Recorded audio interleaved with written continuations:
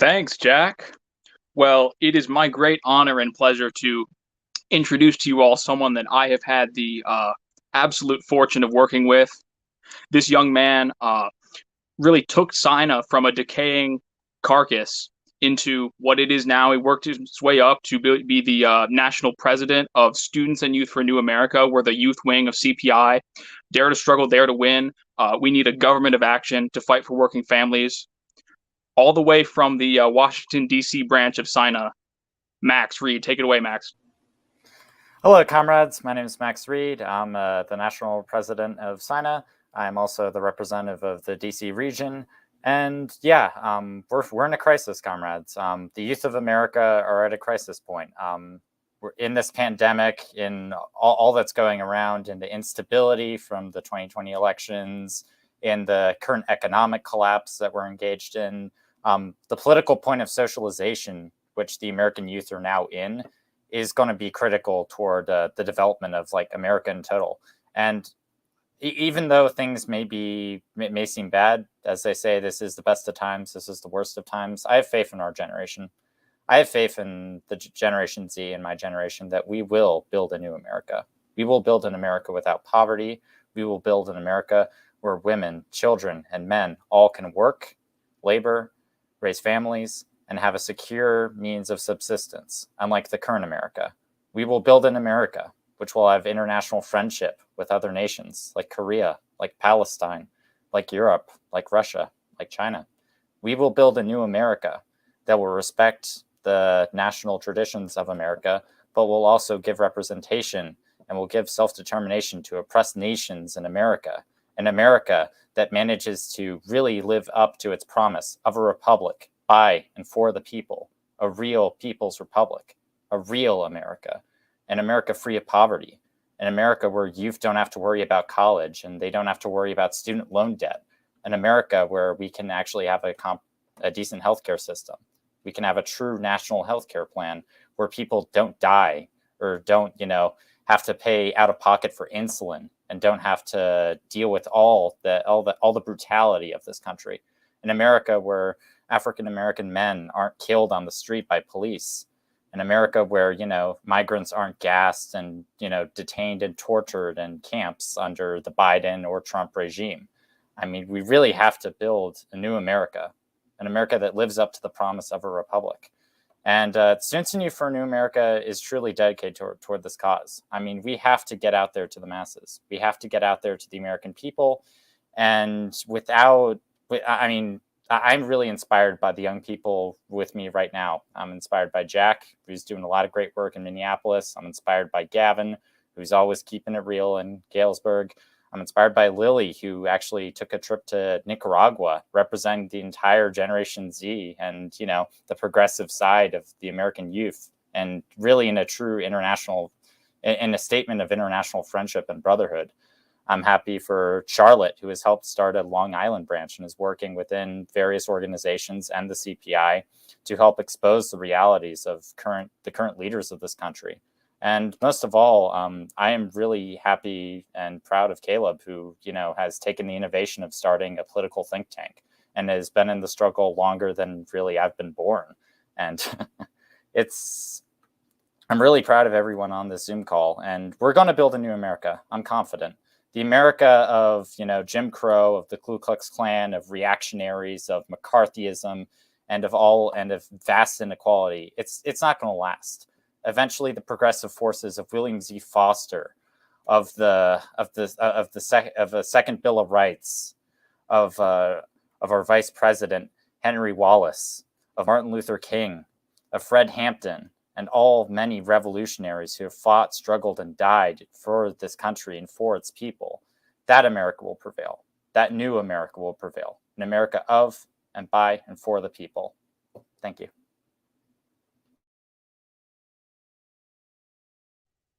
Well, thank you, Max. And I'm your host, Gavin Lockhart from Knox College and the Galesburg branch of Students and Youth for a New America. And up next, we have somebody who is, Jack Westrup is the Minneapolis-St. Paul regional president of Students and Youth for a New America, and he's been particularly involved in the struggle against police brutality. Thank you, Gavin. Good evening, brothers and sisters.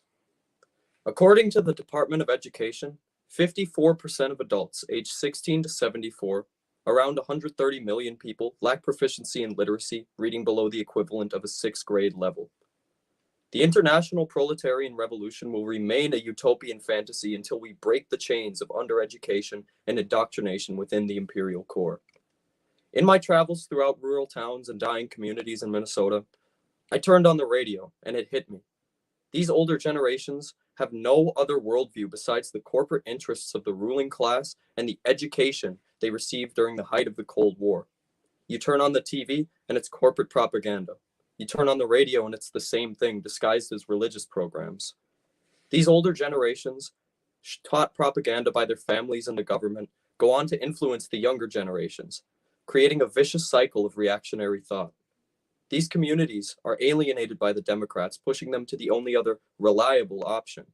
The grand theatrics of American politics only serve to distract and alienate people who would otherwise be on our side. I talked to many people, dropping the socialist rhetoric for a more politically neutral speech, and it worked. I talked to this older couple when I was traveling along the North Shore. When our conversation eventually shifted to politics, I said, Democrats and Republicans play political games to distract us from the fact that they're lining their own pockets. And they completely agreed.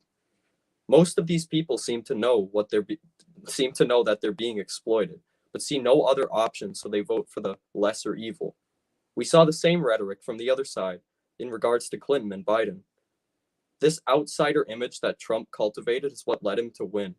These people don't want another corporate politician. They want someone who's on their side. That's what they saw in Trump. While Trump is far from anything he claims to be, and it's easy to see through his facade, these people living paycheck to paycheck in isolated, dying communities don't see another viable option. The radical indoctrination of the rural working class will be our downfall unless we move to counteract it now. Mao Zedong once said, the interdependence of the contradictory aspects present in all things, and the struggle between these aspects determine the life of all things and push their development forward. There is nothing that does not contain contradiction. Without contradiction, nothing would exist.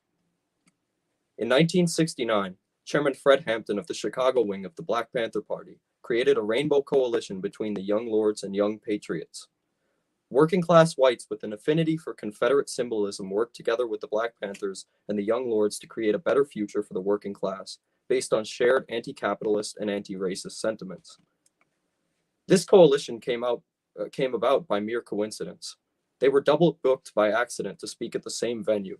They ended up discussing their problems together, and seeing that the only difference was skin color, they rose up together and became such a threat to the status quo that the FBI murdered Brother Hampton later that year. We need to learn from these movements and work to bridge the divide between the colonized peoples of America and poor whites. If we work together, we will be unstoppable.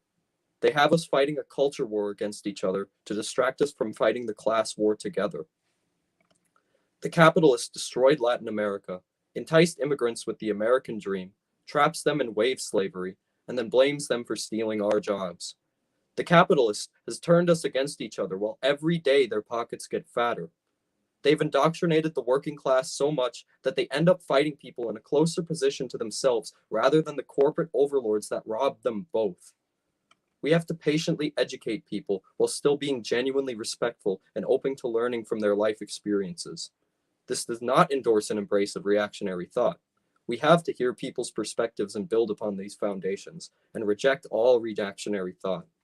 If we don't help the masses sum things up, the enemy will.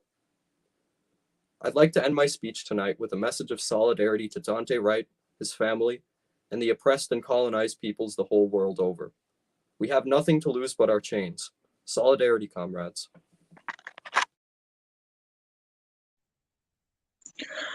I'd like to call upon Lily Goldklang.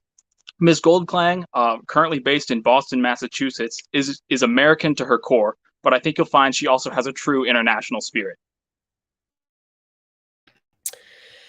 Hey everybody, Lily with the Center for Political Innovation and Students and Youth for a New America here, and I'm just going to give a few words on our recent delegation to Nicaragua. So about a month ago, actually, well, almost 2 months ago, at the beginning of November, myself, one Keaton Mansfield, and Caleb Maupin on the call tonight, we went to Nicaragua for their elections, and what we saw, I mean, it was mind blowing. Really, we see a country that is improving year by year. Living standards are getting better, whereas in America, it's the opposite, right? And it was also a really interesting experience to see on the ground, right? The exact opposite of what the mainstream media was saying. The New York Times was telling us that opposition candidates, all of them were arrested. That wasn't true. New York Times told us polling stations all over the place were being closed down. That's not true. That wasn't true. Another thing they told us was opposition advertisements were banned. That was there could be no thing further from the truth. There were opposition posters, banners everywhere, and the U.S. media was just lying about it, right? And despite all of these lies, the Sandinistas triumphed with the full support of the Nicaraguan people, and they are marching on forward to build up their country. As I'm sure a lot of you just saw recently, Nicaragua has broken relations with the government on Taiwan and has recognized the mainland People's Republic of China as the one and only China, which Taiwan is a part of. Now, to the average, apolitical person, that might not seem like that big a deal. Okay, so Central American country changed recognition from one place to another. What's the big deal?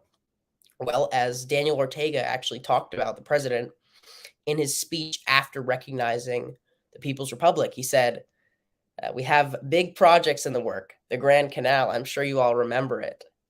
He said they're trying to dig a canal through Nicaragua in order to supplant the Panama Canal and the United States' monopoly over world trade going through the Western Hemisphere. We also saw a country that was just really, it's very hard to describe and explain here, but they're happy and they're optimistic, which is, I think it's pretty telling about our country that is a full kind of a foreign notion. And I think that is something we need. We all need to be optimistic. We all need to think and realize and know that a better future is coming, and we're going to fight for it and make it happen. Thank you.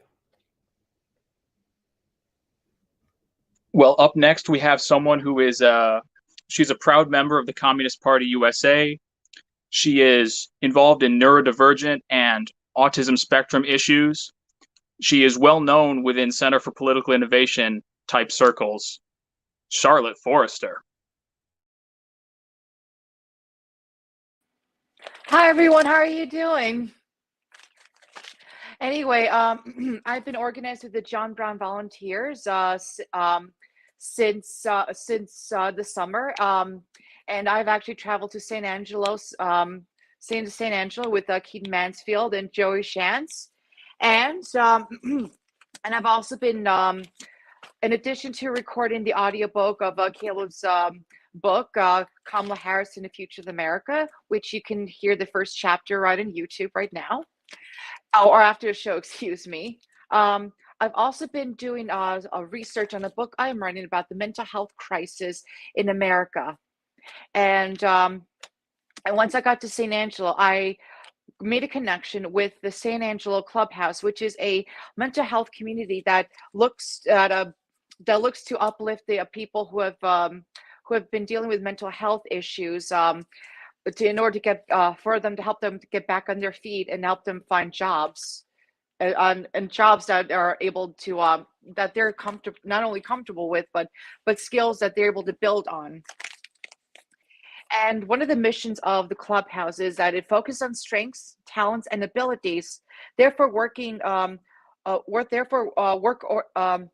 work ordered day must not include medication clinics, day treatment, or therapy programs within the clubhouse. It is the work order day engages members and staff together side by side inside the clubhouse.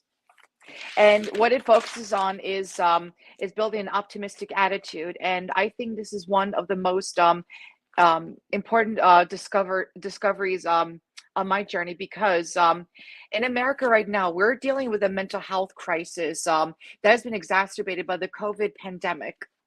And even people who have otherwise not experienced mental health issues have suddenly experienced nervous breakdowns because they've lost their jobs, or they cannot provide for their families like they used to before the COVID pandemic hit. And when I was talking with the director of the clubhouse, St. Angelo Clubhouse, her name is Amy, and they also have a kitchen, so where the members can learn how to cook, and many of them have gone into jobs within the food service industries, and some of them even are learning to become line cooks and even chefs. And what's really special about the clubhouse is that the core membership has a wide range of from people with intellectual disabilities living in group homes to college graduates who have otherwise had successful lives but otherwise experienced mental health crises that deterred their careers. And there are over 300 clubhouses all over the world, 200 in the United States alone. And they have their own Bill of Rights for members and code of ethics for staff. And the clubhouse gives members a sense of a dignified independence by listing responsibilities on the boards, and members get to choose those responsibilities that they feel comfortable with. And unlike most mental health facilities, staff, a lot of mental health facilities, as people may have noticed, that a lot of the staff members, like to take notes on the behavior patterns of the residents or the patients or clients. However, in this clubhouse, they don't do that, and they just focus on developing their abilities rather than their disabilities. And and one of the things that they've done in St. Angelo was Sleep Out Solidarity, which is an annual event that focuses on homelessness by sleeping outside. And this is one of their partners, their partner organizations, Keep St. Angelo Beautiful. And they get, however, because they get funded by the Health and Human Services Commission, the Health and Human Services Commission has been dealing with budget cuts, and therefore they've relied on grants from non-private organizations. And one of the biggest issues that not just people in the mental health community here face, but everywhere, not only in Texas but in the whole United States overall, is public transit, because there is virtually no public transit here in St. Angelo. And if anyone lives in New York City, you'll notice, the subpar.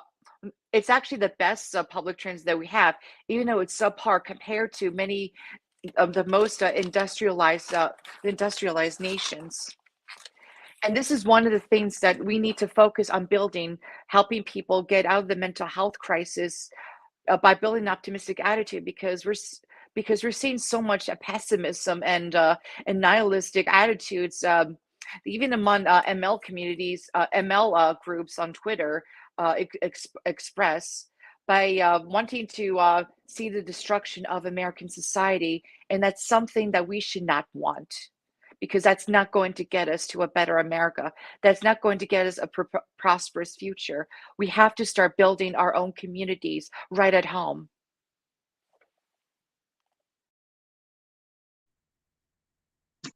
Well, up next, someone who is originally from Ohio but has now been based in New York City for a long time. In fact, he rocks New York City all years around, and his name is known all over the town. People here love the way he runs his game. We can't wait to see him make the Hall of Fame. Caleb Maupin. Sure. Well, I thank you for having me join you on this Students and Youth for a New America web conference. I don't know if I could actually join Students and Youth for a New America at this point or not. I'm not really a member of it, and I don't know if I'm still a youth. I'm about to turn 34 years old. I heard that the Young Communist League of Cuba has a rule that you have to join before you're 30, but you stay in until you're 35. So maybe if I joined, maybe you guys could adopt that rule. I could join before I was 30, but stay in until I'm 35, and that gives me one more year to be in Students and Youth for a New America. But at the end of the day, I tell people I've never really myself been a member of Students and Youth for a New America, but I had a lot to do with forming it. And I thought that with my brief remarks tonight, I would just kind of tell the story of how this organization came about. Because Students and Youth for a New America long predates the Center for Political Innovation, and it long predates the John Brown Volunteers. It's got some pretty deep roots. However, it is I guess you could say it's a torch that gets put down for a while and then lifted up again. It's kind of like the Olympic torch, you could say. How the Olympic torch works is it's passed from one place to another. That's kind of how it works. And that's how Students and Youth for a New America is. But I want to tell the story of really how Students and Youth for a New America came into existence, because it's a little bit interesting. It's a little bit interesting. So I don't know if people are aware, but at one point, I was a member of one of the small, decaying Marxist-Leninist sects in the United States, a political organization that shall not be named. And I was a member of that group. And at the time I was a member of that group, I saw they had big problems. They had very, very big problems. They weren't growing. They weren't recruiting. They didn't quite know what they believed in. Their own ideology was getting very, very watered down and confused. And they seemed to have one foot in their Marxist history and another foot in what we now call wokeness, though it wasn't really called that back then. I was quite frustrated with how they were operating. My journalism career was expanding. I was working with international media. I was working with Press TV. I was giving regular interviews on RT, and I was going to international conferences around the world. And at the same time, I was desperately trying my hardest to build this political group I was part of. And I will never forget May 1st, 2015. May Day 2015, there's a big demonstration in Union Square. And I had just gotten back from Baltimore the night before. Baltimore was at that point in the early stages of what became the Baltimore Uprising. And it was a rebellion against police brutality that was happening in the city of Baltimore. And I had just gotten back from Baltimore the night before. I had gone there to try and participate in some of the protests. Then I came back to New York City for the May 1st demonstration. And I was in Union Square on May 1st. I was trying to organize people to go to Baltimore to support the comrades in Baltimore who were involved in the struggle against police brutality. And they were sending out national emails. We need people to support us. We need people to support us. So I was trying to organize youth contacts to go to Baltimore in 2015 to stand in solidarity with the young people there against the National Guard and against police brutality after the killing of Freddie Gray. And so I was trying to organize people to go to Baltimore. I'm at this May 1st demonstration, and my phone rings. And it's one of the main organizers of the political group I was in Baltimore. She called me on the phone, basically telling me, even though they were calling for people to come to Baltimore, and stand in solidarity with this anti-racist rebellion, that I should not organize people to come to Baltimore. The phone call concluded with, quote, "Stay the fuck out of Baltimore, click." And I thought, this is just utter dysfunction. What is going on here? What in the world is going on here? So a few hours after I got that phone call, I got another phone call, and it was from a volunteer with the Red Crescent Society of the Islamic Republic of Iran. And they invited me to go on a ship to Yemen to try and deliver medical aid. And I thought, well, I've been told to stay the fuck out of Baltimore. Maybe I should head to Yemen. So I made a few phone calls, and my flight was booked. And a couple days later, I was on a plane to the Middle East. I was headed to the Middle East. And so, I've talked to many times about that trip, how we tried to deliver medical aid to the people of Yemen, and how, you know, we weren't able to because of bombing, and how the Israelis and the Saudis spread rumors that we were delivering weapons, which were later disproved by the UN workers, and how I then spent another month in Iran and I got to see the supreme leader, etc. And during that trip, I did a lot of thinking. And I had a lot of conversations. And I would say, you know, I'd been to Iran once before, but this was quite a long trip, and it was, you know, this attempt to deliver medical aid to Yemen, etc. And there were a lot of spiritual conversations I had, and I guess I had a lot of time to myself to kind of think about my life and what it means. I had a lot of time to observe the Islamic Revolution of Iran up close. And then when I came back to the United States, I discovered that while this ship I had been on had created a huge international incident, had been covered by Reuters. It had been, you know, there was talk of it, you know, even creating a conflict. I understand John Kerry got on the phone and talked with the Iranian representative about it and was furious about this ship going to Yemen. That while all of this was happening, you know, rather than, you know, doing anything about this, rather than protesting the Saudi embassy, rather than, you know, raising the alarm about it, the organization I was affiliated with had done almost nothing.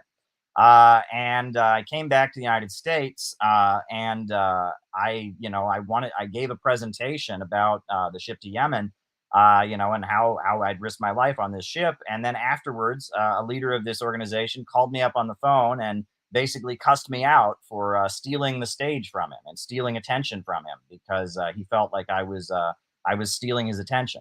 And at that point, I was thinking, okay, well, I'm done with this particular organization. And I had work as a journalist. I was making money, and I just kind of stepped away. And you know, and I was just kind of focusing on my own work as a journalist. I was attending international conferences, you know, and I moved from one job to another. And I was covering the 2016 elections, and I was covering the 2016 presidential elections. And when I covered the 2016 presidential elections, I had to go to rallies of all the candidates, not just Bernie Sanders, not just Hillary Clinton, not just Donald Trump, but all, you know, all of these candidates. And I talked to people, and I talked to Trump supporters, and I talked to Bernie Sanders supporters, and I talked to Hillary Clinton supporters. And one thing that I noticed is that there were so many people that I met at all three of the rallies who should be communists. They were mad about the big corporations and banks. They were mad about the economy of the United States falling apart. They felt like the government was run by a group of wealthy people who didn't care about them, and they wanted to fight back. And some of them wanted to fight back by voting for Donald Trump, and some of them wanted to fight back by voting for Bernie Sanders, and some of them wanted to fight back by voting for Hillary Clinton. But at the end of the day, these feelings were almost universal across the United States. There's a feeling that our rights are being taken away, that a group of wealthy people have the power, that they don't care about us, that they are wasting resources on foreign wars that don't benefit us, and that average Americans' lives are getting worse, and that something needs to be done about it. And that was universal. Everywhere I went, I heard this. And after the 2016 elections, I heard this on the streets of Oakland, California, from anarchists who were protesting Donald Trump's victory. And I heard it in the streets of Wheeling, West Virginia, from Trump supporters in a former steel town where jobs had been eliminated. And everywhere I went in the United States, I was hearing these exact same sentiments that are very correct. But yet they weren't represented in the political discourse. And it was very disturbing to me. And at that point, I thought, you know, something ought to be done about this. And even though I had dropped out of the political group I was in, I continued to get contacted by young people around the country who liked my videos, liked my articles, and said, what can I do to get involved? And so after much consideration, after you know, a few phone calls, ultimately, I had no choice, but I hosted a conference call with a few of these younger folks who liked my videos and liked my stuff. And I said, why don't you form Students and Youth for a New America? And at the time, the idea of having a patriotic socialist organization was almost unheard of, right? People knew the history of the Communist Party and how historically it had done that. And people would even make jokes. I remember one time after a socialist conference, we were in a bar in New York City, and there was a picture of George Washington on the wall. And someone said, why is there a picture of George Washington on the wall? And the joke someone said, well, maybe we're at the CPUSA office. That was just kind of a joke. The CPUSA had a reputation for being patriotic, but other than that, it just wasn't done. But everyone that I talked to, many people from a variety of different backgrounds said, you know what, we need to form some kind of patriotic socialist organization to give voice to these sentiments among the young people of the country, and we ought to form Students and Youth for a New America. And so we formed the organization, and immediately we were denounced. There was just immediately just an avalanche of denunciation. People were just attacking us. I think our Facebook page, when we originally formed it, it was ridiculous, the amount of attacks we got on there. People were declaring that we were a front for the Traditionalist Workers' Party, which is ridiculous. People were, people said that, I think they said that we had an image of people holding American flags, and they said that looks like a slave market or something like that. It was like the ridiculous woke attacks we were getting were over the top. And at the time, everybody seemed to be talking about Students and Youth for a New America. And eventually, we had an appearance on Fox News. Dakota Lilly appeared on Fox News and defended Venezuela against Tucker Carlson in an amazing segment that was viewed around the world that meant a lot to the Venezuelans. He referred to the Venezuelan opposition as terrorists on national television before 2 million people. He called the Venezuelan opposition terrorists. That was huge, and it meant the world to the Venezuelans. And it got us a page on KeyWiki. We were an organization, but it seemed like everyone just thought it was outrageous. But the funny thing is now proletarian patriotism and the idea of socialist patriotism is everywhere. Jackson Hinkle's doing it on his streams. Haas is talking about it. It's everywhere. It's kind of amazing to think about. If you look at it, the Jimmy Dore, broadcasts talk about what we talk about. The ideas that we had when we formed Students and Youth for a New America seemed almost crazy and absurd to people, but now they have spread like wildfire, and they've spread so far that people are very afraid of it. People are very terrified of what we have to say, and yet here we are. And if anything, there's been attempts to steal our thunder. There's been attempts to kind of take some of our ideas and water them down. You'll notice that a lot of what DSA puts out, even though it's done, it doesn't have the anti-imperialist thunder and the populism that we have. It has elements of our message in it. You can listen to some of the statements from prominent DSA leaders. It sounds like they're quoting us, except without the revolutionary part, except without the anti-imperialist part. They're trying to steal and learn from what we're doing. And you can hear echoes of what we advocate on some of the BreadTube streams. People who vehemently disagree with us are pulling from our concepts. And there's echoes of Students and Youth for a New America all throughout the socialist movement. People are drawing from us. I've often made the analogy that Students and Youth for a New America is kind of like the Velvet Underground. I don't know if you've ever heard of the Velvet Underground. That was a rock band in the 1960s, and it was kind of like it was headed by Lou Reed. He was the lead guitarist, I believe, and they never had anywhere near the big audience that the Beatles had, right? But the Beatles listened to every album by the Velvet Underground. They went to see them live. And they would say that maybe the Velvet Underground didn't sell as many records as the Beatles did, but everyone who bought their records started a band because they were, carving out new territory. They were doing things that hadn't been done. They were taking risks that other people were not brave enough to take. They were pioneers of rock music, and they had a huge impact on rock and roll music as it developed throughout the 1960s and 70s because they took risks. And they did it first, and they paved new trail that the Rolling Stones, the Beatles, Pink Floyd, and others could go down. And I would say that Students and Youth for a New America has proved that. We were talking the way Jimmy Dore talks in 2015 or 2016. We were talking the way Jimmy Dore and Jackson Hinkle and Haas talk back in 2015. We were doing things that no one else had ever thought could be possible. And we proved that, yes, you can talk this way. Yes, you can withstand being canceled. And if you do it, you're not going to disappear. In fact, you're going to become stronger. And we were pioneers, and we continue to be pioneers. And the fact that this organization, Students and Youth for a New America, it's been through different evolutions and leaps. Delegations have been sent to East Ukraine. to Donbass. People have gone and represented the organization among the peoples of Ukraine that are struggling against imperialism. This organization's literature is studied in many anti-imperialist countries, and now the Center for Political Innovation is really a result of kind of the beginning, the experiment, I guess you could say, that was done by Students and Youth for a New America. The Center for Political Innovation is a new phase. It's the next phase in this ongoing project of getting out of the movement and to the masses and challenging the unsuccessful, failed strategies that have prevailed on the left, getting to the broad masses of people and winning them to socialism. And it's been working, and we're winning. I mean, the tide is turning overwhelmingly. There would be no bread tube. Bread tube would not be necessary if it wasn't for Students and Youth for a New America. There would not be a Haas. Haas's streams are largely, the infrared community is largely inspired by what started with Students and Youth for a New America.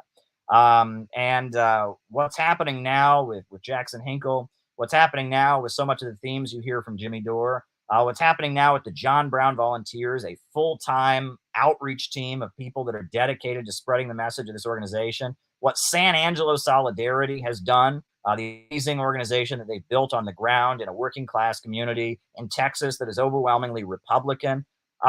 This is all showing that if you take risks and if you do things differently than the way they've been done, and if you dare to question the prevailing narrative, if you dare to turn around and move in a new direction, you can be successful. And then it takes courage to do that, right? There's a huge amount of intellectual conformity on the left, which is hilarious because the left is supposed to be all about nonconformists and all of that. There's a huge amount of intellectual conformity, a huge amount of feeling that we have to do exactly what everybody else is doing. We have to go along with the crowd. Well, we want to have influence over the broad masses of people, and we want to maximize the amount of influence we have, sure. But, the Bolsheviks didn't make a revolution in Russia by trying to fit in with the Mensheviks. Mao didn't make a revolution in China by trying to fit in with the revisionist elements in his own party or even with the KMT. And that you don't have success by adhering to failed strategies. And you don't have success by making the same mistakes over and over and over again. That is not how you have success. The way you have success is by experimenting, by learning from your mistakes. And look, that's not to say we've never made a mistake. Are there things that the Students and Youth for a New America trend has done historically that just didn't work out so well? Sure. Are there things that CPI has done that didn't work out so well? Sure. I will never forget this. The first time I had the idea that the Center for Political Innovation was going to distribute buttons was about 2 years ago. I ordered 200 buttons that said cancel student debt, and myself and Kiki and some other folks from the organization, I think Nick, who now does Flame of Liberation blog, we went out on the street for 2 hours and we tried to sell buttons that said cancel student debt, and not a single person purchased a button from us. And I thought, well, that's a big mistake because I've got this big box of buttons and it's just never going to work. It's not going to happen. But little did I know that a couple years later, the John Brown Volunteers would be formed, and I would still have some of those buttons, luckily, in my closet, and I would get them out, and they would distribute those buttons on the streets of New York City day after day after day after day. Lily can attest. Lily probably has some good stories about distributing those buttons on the streets of the city. And that sometimes you have to try new things, and sometimes you have to try things in different circumstances, and sometimes you have to try to do things in a different way, and sometimes you have to make people uncomfortable, and sometimes you have to break the rules, and that's okay because that's how you learn, and that's how you advance, and that's how a new synthesis is created, right? In the Hegelian dialectic, we understand there is a thesis, and then that thesis is met with the antithesis, and then the thesis and the antithesis clash. And through the clash, you get a new synthesis. But that new synthesis then becomes a thesis, which is then met with a new antithesis. And they clash, and you have yet another synthesis. And this is the process through change happens. But if that first thesis is never challenged, if it's never confronted, if that first thesis just remains unchallenged, you will never get a clash, and you'll never get a new synthesis, and history will not move forward. When we say dare to struggle, dare to win, that first word, dare, what does it mean to dare? What does it mean to dare? It means to do something bold. It means to take risks. It means to maybe not look before you leap necessarily. It means to do something that you don't know what the outcome is going to be. Dare to struggle, dare to win. That's an important slogan. We've chanted that. I know at our CPI retreats and our gatherings and our conferences, we chant dare to struggle, dare to win. Well, the first word, that 4-letter word, is dare. And we are teaching socialists in the United States of America how to dare, how to not just sit around and cancel people on social media, how to not just go along with the crowd, how to not just tail after whatever the Democrats are doing, whatever the liberals are doing. We are teaching the socialist movement how to dare to struggle, because if we can dare to struggle, then we can dare to win. Thank you very much. Mr. Maupin is an international news reporter. You can find more of his work at calebmaupin.com, all one word, calebmaupin.com. You know, in 2021, there were several victories for the working class, but one we shall not forget is Striketober. Workers in many different industries either went on strike or authorized a strike, and something came out of it. More than 20,000 nurses and healthcare workers on the West Coast, California and Oregon, voted to authorize a strike. 60,000 film and TV workers, especially from Netflix and Amazon. You know, you had actors and set designers and all kinds of people, cinematographers. 60,000 of them voted to authorize a strike. They didn't end up going on strike. And those people work at least 12-hour days, sometimes more than that. There was an actual strike of Kellogg's plant workers, of the cereal workers. And when you total it all up, there was 100,000 workers either on strike or about to strike. And I just wanted to talk about the one that was local in my area, Western Illinois and Eastern Iowa, and that was, of course, John Deere Tractor. So at the beginning of October, the United Auto Workers, UAW, their contract was about to expire with the union, and they had been negotiating for about a month and a half before that, and had reached a tentative agreement. But and then by the middle of October, it looked like they were gonna even bourgeois economists were predicting this, that there might be a favorable outcome. But the company was like, we're just going to keep the things running. And actually 10,000 workers went on strike initially. And so the Secretary of Agriculture, who's from Iowa, Tom Vilsack, met with the striking workers and so on. And the numbers climbed even a little bit higher than 10,000, according to some reports. After that, on October 27th, a UAW member was killed when he was crossing the street. He was struck by a vehicle, unfortunately. And then on the 16th day of strike, there were solidarity food deliveries from the biggest group that did that was RWDSU, which is a department store union. And they had diapers, and they had warm towels and so on. And then at the end of October 30th, they basically reached an agreement. And then but by the beginning of November, UAW was like, this is not a good agreement after looking it over. And to cut a long story short, by the middle of November, the UAW was like, this is our final offer, take it or leave it. the company actually ended up taking it because of, their profits were being hurt so much. And it's not every day that you hear about strikes just happening and working, and a lot of people do not appreciate how much these workers have to sacrifice and go hungry and all of these things when a strike is happening sometimes. And so it ended up, they got a whole new contract that did have, some better benefits, better healthcare, shorter hours. And so this must go down in history as a important victory for the working class. And although, Sino was not usually directly involved in it, it really struck me because it was right in our backyard, so to speak. And so I thought everybody should know about that.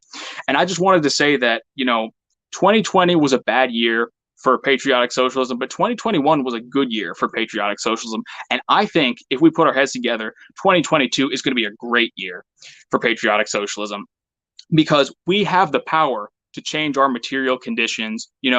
We can go out there and we talk to people. The John Brown volunteers are doing amazing work. And Sino, we need to step up our acts too in the school campuses. Why don't you open your mouth to your classmate and tell them about imperialism? Why don't you talk to people about how we can fix things with socialism? And so I just wanted to encourage everybody that, I have really been so blessed to see some things that seemed like insurmountable problems end up getting fixed. In 2020, I would kind of, near the end of 2020, I kind of thought, maybe this is it for Sina. And, those kinds of discouraging thoughts creep into your back of your mind, even if you don't completely agree with them. But I have just been really fortunate to see what you guys have done, and especially with the John Brown volunteers going out and doing street outreach, and the Center for Political Innovation publishing important articles and research and getting these ideas out here.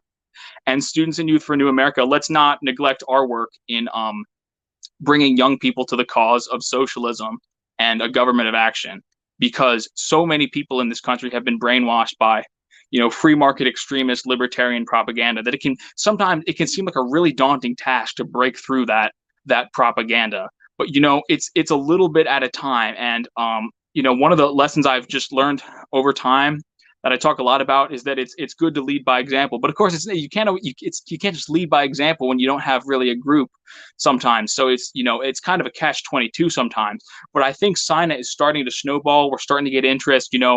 I've sold the CPI manual to some of my classmates, and we just started a reading group.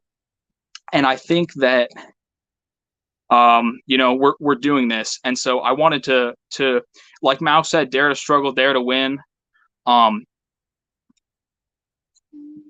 We can struggle again, and I think that many people see, of course, in universities and colleges, sometimes people are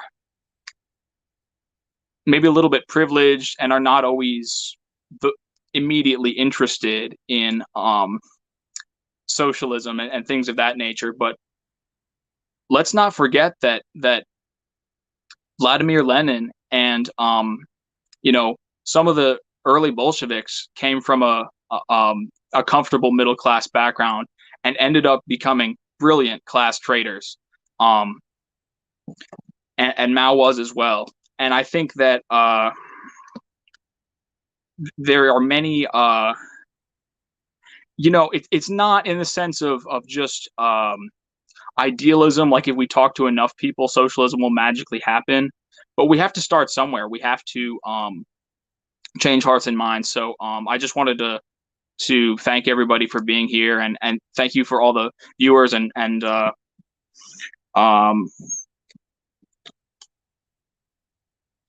we are city builders. Why don't we open up the floor for open questions and answers and open discussion? Well, I just wanted to add one thing that I think really kind of gets to the essence of Students and Youth for a New America and what it's all about.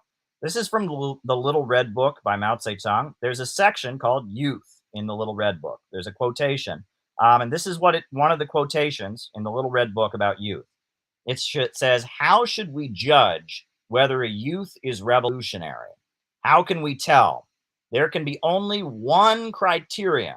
namely, whether or not he is willing to integrate himself with the broad masses of the workers and peasants and does so in practice. If he is willing to do so and actually does so, he is a revolutionary. Otherwise, he is a non-revolutionary or a counter-revolutionary. If today he integrates himself with the masses of the workers and peasants, then today he is a revolutionary. If tomorrow he ceases to do so or turns around to oppress the common people, then he becomes a non-revolutionary or a counter-revolutionary. This is the essence of what Students and Youth for a New America is about, because you cannot integrate yourself with the broad masses of people if you sound like you want to make their lives worse. You sound like you want to destroy their country. If you sound like your goal is to destroy the place and make people's lives miserable. SINA is about cultivating revolutionary youth who integrate themselves with the broad masses of people. And as we have seen very clearly on these broadcasts, it's already happened, whether it's what Max has done in Washington, D.C. to support the Black community and their struggles against police brutality, to work with community gardens, whether it's what's being done in Minneapolis that we heard, we just heard from Jack, whether it's what is being done in San Angelo, whether it's what Lily has done, with her work with the John Brown Volunteers and her international solidarity work, whether it's what Gavin has done, consistently building an organization. I think what was it, Black Rock College? Is that where you were located? Black Rock? Yeah, Black Hawk, like the Indian chief. Yeah. This is an organization that intends to integrate itself with the broad masses of people. And that means that we're not going to necessarily make, all of leftist Twitter happy. But we're not trying to win over them. We're trying to win over the broad masses of people, out of the movement to the masses. Thank you very much.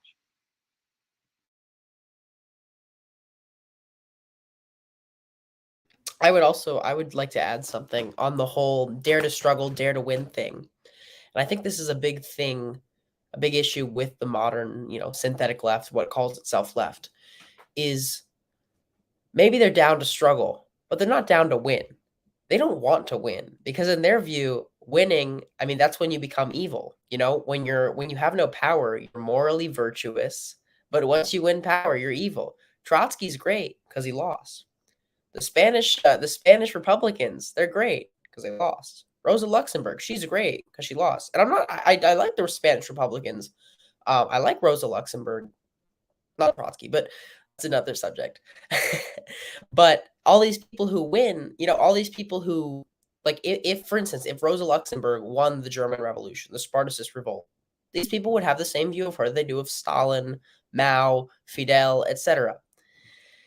One of my favorite songs might be a little cheesy, but it's by the late and great Dean Reed. It's called "We Are Revolutionaries," and in the chorus, the line that it goes, "We are revolutionaries and will fight for justice."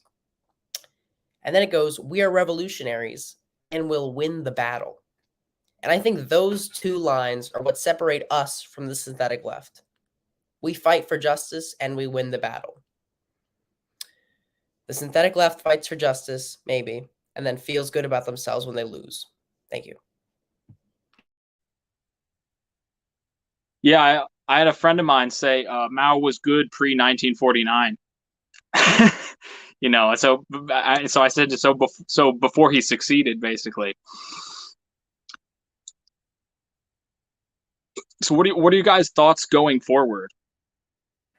I think SINA is on the upper trajectory. I think we have the winning message. We can appeal to a broad strata of people, and we have to keep going forward. We have to further integrate ourselves into our communities. We have to really fight for the rights of oppressed nations and oppressed peoples.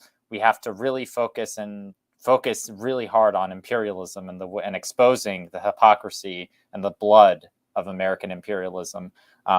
Especially depending on your neighborhood. I mean, like I'm like in the DC area. I'm in the belly of the beast. And even though I come from a middle-class background myself, it's very important to still do work in these areas. I mean, middle-class neighborhoods typically have a lot of like excess gear, excess stuff that could be used for like mutual aid to impoverished people and people who are homeless. I mean, there's a lot of students like at my school and like, just in my area in general who don't like American imperialism, who realize and recognize its evils. And people need to be educated, and some people are going to be able to, you know, process and take in and seriously understand like the theoretical work of Marxism, socialism, Leninism, and American history. And some people won't be able to. I mean, it's the difference between agit versus propaganda. Some people are just going to, you know, get in line and follow, you know, the group of people who like really understand it. But the goal is uniting the broad masses of working people under a banner which they can stand behind. And as Marx said, as Marx said when commenting on the American Civil War, the working man of Europe tie their fate to and naturally feel aligned to the red, white, and blue banner, and that's the banner of Sina. I mean, we communists in America have a deep tradition that goes back almost to the failed 1848 revolution and the German emigres that came over to America. I mean, August Willich and all of these Union generals that fought in the Civil War against the Confederates who were backed by the British. I mean, we have a deep tradition in America, and we're not going anywhere. And Sina is a reflection of that tradition, as are many other communist groups, many other mutual aid groups, and we're just going to keep going forward. Lapia Logic, I see your super chat. So Students and Youth for a New America is the youth wing and on-campus wing of the Center for Political Innovation. We work on behalf of the Center for Political Innovation and with the John Brown Volunteers. The John Brown Volunteers are not the youth wing of the Center for Political Innovation. They're the street outreach team, meaning that they're the people who set up tables in major cities, and they do a lot of like they're permanent cadre, meaning they dedicate like basically their full time to the John Brown Volunteers and street outreach. Whereas Sina is more of a youth thing, and it's not full time; it's more part time. Maybe with maybe somebody, there's two people on here that are both John Brown Volunteers and Sina, so maybe they want to explain the difference. Did Charlotte or Lily want to explain, as they're in both? John Brown Volunteers, we are part of the excuse me. We are the part of Sina and CPI that does reach out to the masses, to the broad masses, and that will be including, you know, door-to-door canvassing, spreading the good word of socialism and how it is compatible to patriotism. And we are not, and we also we're not also going to use, like, you know, Marxist terms to reach out to the to everyday people, because that's not exactly a winning message, even though we are Marxist. But we just need to tell them that you, part of the proletariat, part of the working classes, that you do have worth, and that you deserve a better America, and we deserve a prosperous nation, a prosperous country. And Lily, who has been a JB volunteer longer than I have, can actually, I think she can do a better explanation than I could. Sorry, could you repeat the question? Is it on the difference between, were we still on the difference between Sina and JBV, or are we on something else? Yeah. How are they different and similar? Sure. Well, I would say Sina is different because, you know, obviously it's on the campuses. John Brown Volunteers, we are not specifically based in like universities and campuses. Obviously we go there, you know, fundraise, you know, teach people Marxism and stuff. Yes, and John Brown Volunteers are actually, Keaton's pointing that out. This is an important distinction to make. John Brown Volunteers they're separate from CPI. They do work, and are, you know, sympathetic to CPI, but do work promoting CPI kind of stuff. And yeah, whereas Sina is under CPI. Yeah, Sina is directly with CPI. John Brown Volunteers is separate. Well, tying together what Lily and Max said, you know, I think a lot of people are starting to know that there's a problem with the system, but not a lot of people have been told that there's a good solution. You know, that socialism and communism has really been hidden from people, or obviously the cliche lie that it doesn't work. So I guess you could say that John Brown Volunteers, they're a bit like living waters and street preachers, except instead of saying, "You just told me you're a lying, thieving blasphemer," they say, "You just told me you're a member of the proletariat." Yeah, and I think a big key in terms of getting our message out there and getting socialism out there to the broad masses of America is actually informing people and teaching people about the history of socialism in America. I mean, we have, like I've said repeatedly, we have deep roots in this country that go back to the Civil War. I mean, the communists in America were the first ones to ever talk about civil rights and fight for black workers and organize black and white, unite and fight. That was the line of the Communist Party in the 1930s, and we need to really carry that tradition. I mean, we're the first. We were the first who went over to Spain, and young people my age, if not younger, went over to Spain as part of the Abraham Lincoln Brigade, and many fought and died in Spain. I think out of like the 1,000 who went over to Spain to fight Franco and the fascists, about 300 young Americans died in Spain. So we have a history as being the furthermost anti-fascists, the people who really got the work done when it came to laying the basis for the civil rights movement, the people who really built the American dream. I mean, we wouldn't have had any of the New Deal reforms that Roosevelt got through without the pressure of the Communist Party and without the strategic alliance that Roosevelt and the Communist Party entered into in the 1930s.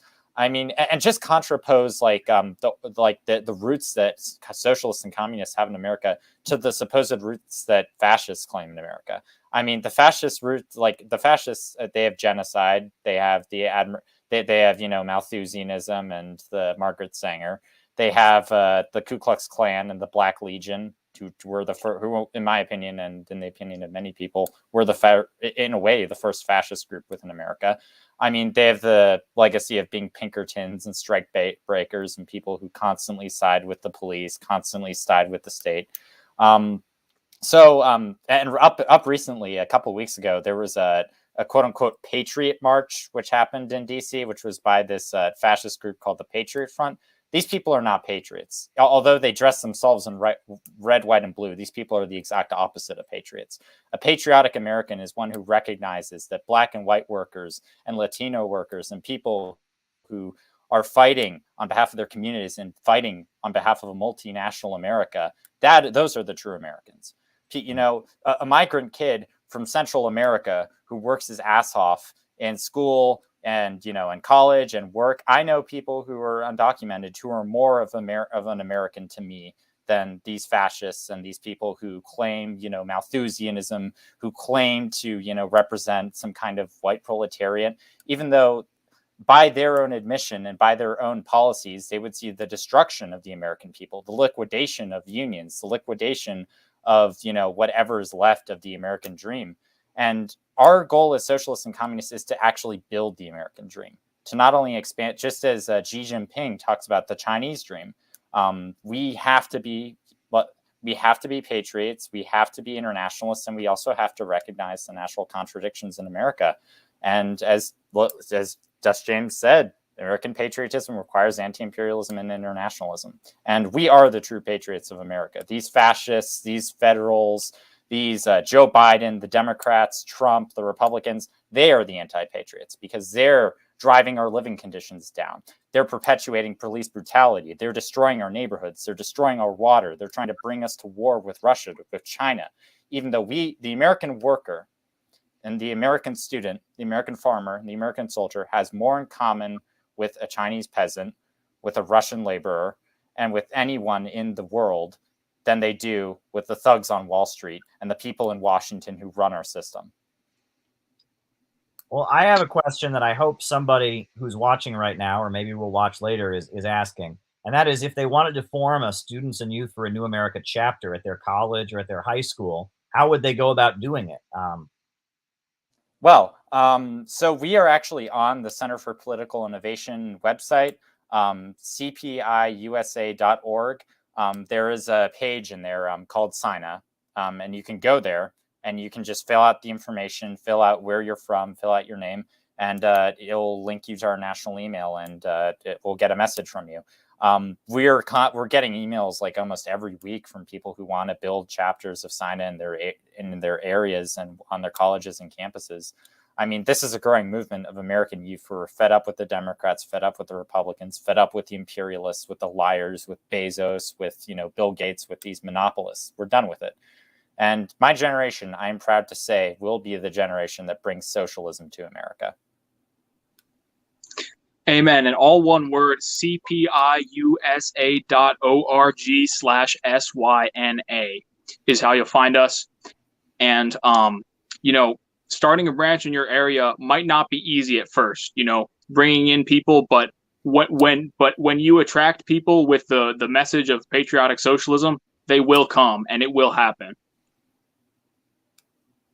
Absolutely. And what do SINA chapters do? Does someone want to share on that? Yeah, we you know, we organize in our neighborhoods. We go to demonstrations where people are advocating for an end to police brutality. We set up mutual aid. You know, we do donation drives. We, you know, collect from our neighborhoods and try and help people in need. We have people who volunteer and people who like just I mean, we're constantly building. You can basically, if you're like trying to build a chapter in SINA, the key is to get to the root of problems and contradictions which exist in your community. Like, say the local government isn't, you know, purifying the water or something like that. Like a SINA chapter's response to that would be starting a campaign to bring awareness to this unpurified water and putting pressure on the local government to actually purify the water of a community. I mean, we stand up for students. Like, if students are going to be expelled or, you know, are in trouble for charges such as drugs or other crazy policies, which, you know, hurt the American youth and send a lot of our Black and brown comrades off to straight into prison with the the school to prison pipeline. We stop that. We stand up for students. We've had members of SINA go to school board meetings and, you know, bring protesters and shut things down. I mean, we're a youth group. We're not a party. We're not trying to, you know, run for office. We're not trying to like compete with all these other micro parties which exist on the left. We're specifically a youth group trying to bring education to people, to American youth specifically, and we're also just trying to organize American youth. No, yes, it's false charges if we'll stand up for you, of course. But and of course we do fun things as well, like movie nights and reading groups and discussion groups. Okay. I think there don't seem to be any more questions. Do we want to wrap up? Do we have any concluding remarks? Yeah, anybody want to say something?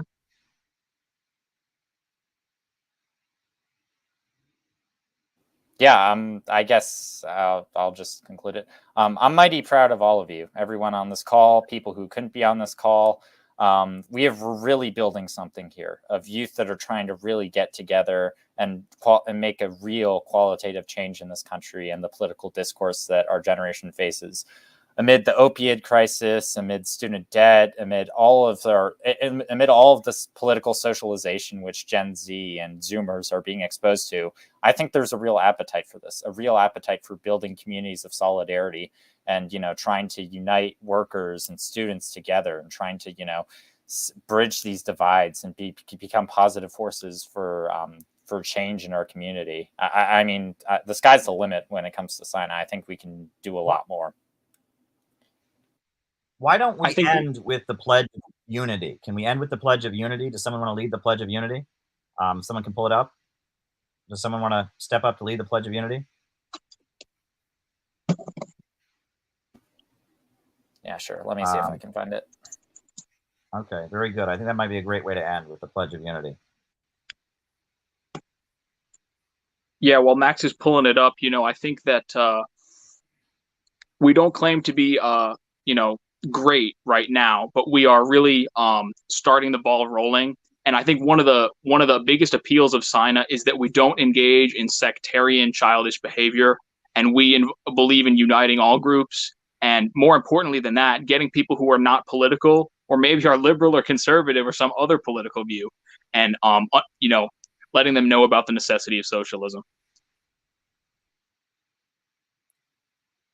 Right. I mean, from my understanding, SINA, you know, it allows people of all religions and all backgrounds. And there's there is a diversity of viewpoints in Sina, you know, on a large number of issues. I think you just have to agree with your 10-point platform, I think, and you're allowed to join, right? There is a wide variety of perspectives on different issues. You don't endorse candidates, etc. Do you want to talk about that some, Gavin, while we wait for the Pledge of Unity to come up? Yeah, we have people who are socially liberal, socially conservative, and we don't talk about that stuff. We organize around class struggle, economic progressivism, and, you know, anti-imperialist peace foreign policy. That is what we are about. The things that serve all people, no matter what. Yeah. Okay. And with that, comrades, I guess I'll read the Pledge of Unity. We pledge that we shall remember this unity, forged in this month, November 1945, not only today, not only this week, this year, but always, until we have built the world we have dreamed of and fought for. We pledge ourselves to build the unity of youth of all the world, all races, all colors, all nationalities, all beliefs, to eliminate all traces of fascism from the earth, to build a deep and sincere international friendship among the peoples of the world, to keep a just, lasting peace, to eliminate want, frustration, and enforced idleness. We have come to confirm the unity of all youth, salute our comrades who have died, and pledge our word that skillful hands, keen brains, and young enthusiasm shall never more be wasted in war. Thanks, guys.